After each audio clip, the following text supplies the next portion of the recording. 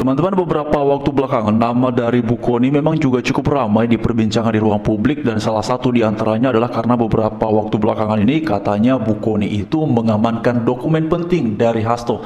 Nah, karena itu mari kita lihat sama-sama apa yang juga disampaikan oleh Mas Adi Armando dalam video berikut ini.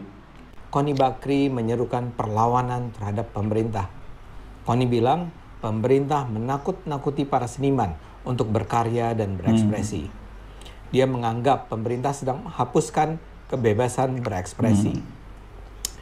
Bila hasil pemikiran terus dibredel, Indonesia akan segera kehilangan akal pikir dan peradaban. Hanya ada satu kata, lawan, katanya.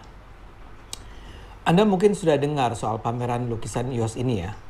Yos adalah pelukis kawakan yang sudah berulang kali menyelenggarakan pameran tunggal di berbagai kota. Namun kini pamerannya di Jakarta yang semula akan berlangsung dari 19 Desember sampai 19 Januari dibatalkan.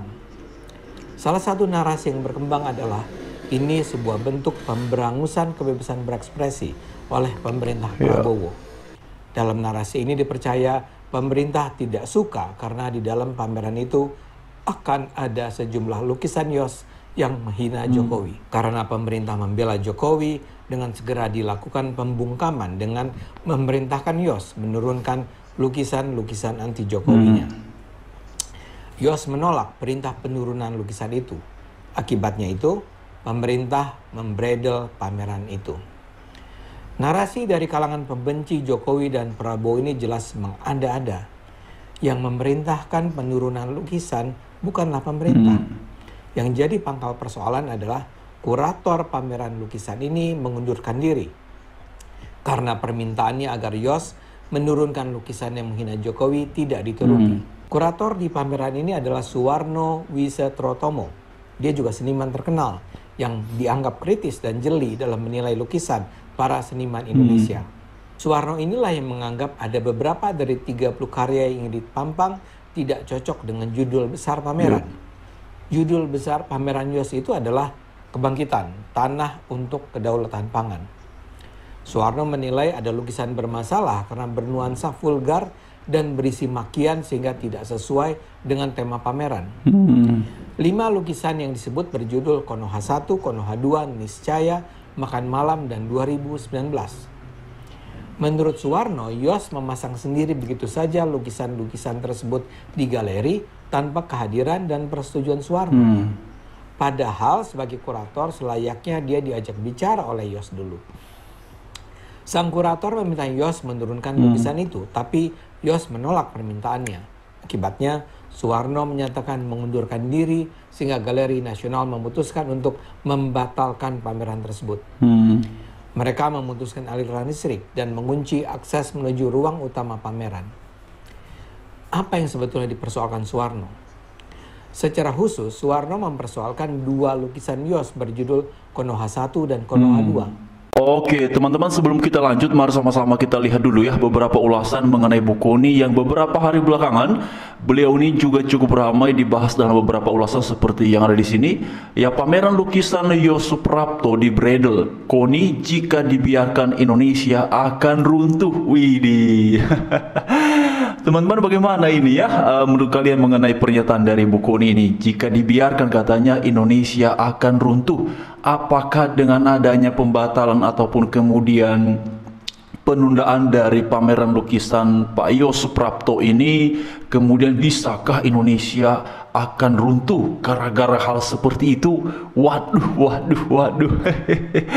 Wah, Bu Kony ini ya bisa aja juga beliau teman-teman ya kalau memberikan komentar ya. Tapi apapun yang kemudian menjadi motivasinya beliau, dorongan beliau sehingga kemudian bisa menyampaikan pernyataan seperti itu ya hanya beliau saja yang paling paham dan yang paling tahu ya. Lalu kemudian juga teman-teman sekalian, pada beberapa hari belakangan ini bukan hanya perihal mengenai pameran lukisan Yos Suprapto yang dibatalkan ataupun kemudian ditunda itu yang kemudian membuat nama Bu Kony menjadi ramai dibahas pada beberapa hari belakangan adalah mengenai ini dia ya, Kony ungkap momen dititipkan dokumen penting Hasto sebelum ditersangkakan. Wah, apakah benar ya Bu Kony dititipkan dokumen penting oleh Hasto? Nah, kita nggak tahu teman-teman ya. Tapi ini adalah pengakuan dari Bu Kony. Koni dititipi dokumen penting Hasto, aman dan dinotariskan di Rusia katanya. Jadi Bu Koni ini kalau nggak salah sekarang sedang ada di Rusia ya.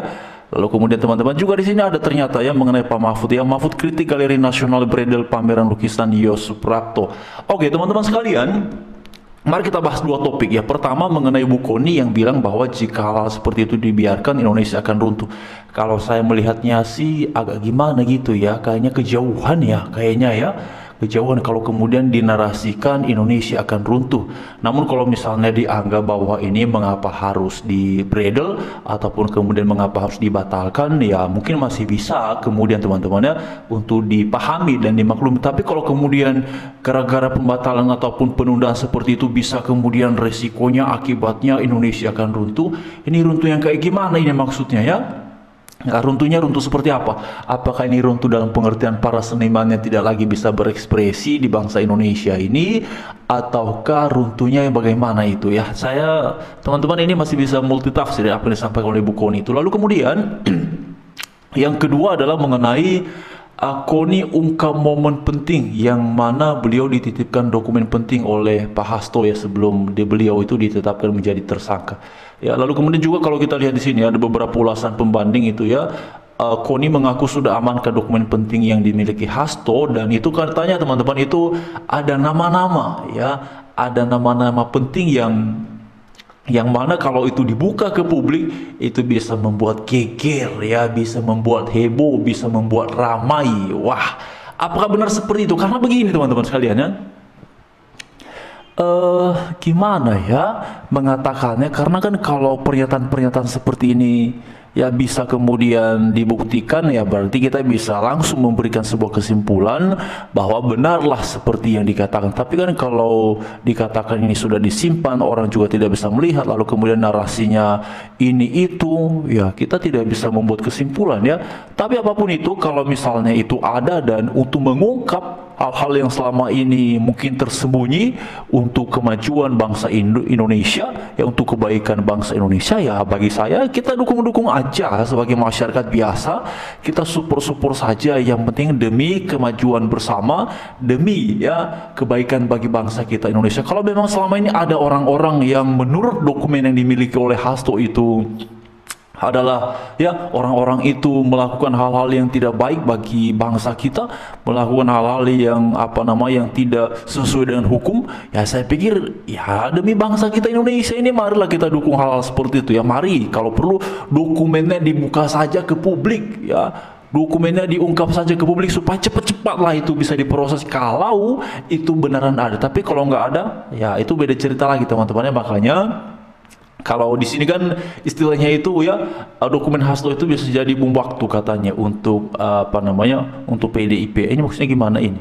Ya, kenapa? Jadi untuk PDIP ini maksudnya gimana teman-teman? Lalu kemudian fakta-fakta soal Koni Bakri dititipi dokumen penting oleh Hasto. Begini teman-teman, ini ramai sekali memang. Saya coba berpikir keras ini ya, untuk melihat kira-kira benar nggak dokumen itu dititipi ke Bu Koni ya, yang sekarang katanya sudah diamankan di Rusia, yang sekarang sudah disimpan di sana. Karena begini teman-teman, kalau berkaca dari sebelum-sebelumnya kan sebenarnya beberapa kali Bu Koni ini menyampaikan pernyataannya seperti waktu itu ke teman-teman, masih kan gak sih yang viral itu katanya beliau dapat informasi A1 dari siapa namanya itu ya, tapi itu cukup ramai. Lalu kemudian juga pada beberapa waktu yang lalu itu kan katanya Bu Koni ini dapat info A1 ya, seperti itulah kira-kira bahasanya. Mengenai Hasto kalau makin gencar geraknya katanya bisa ditersangkakan ya.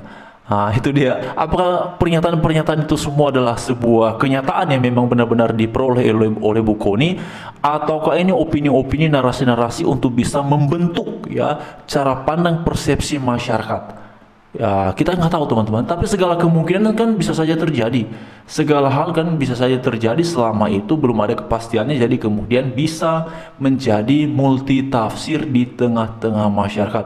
Saya secara pribadi melihatnya seperti itu.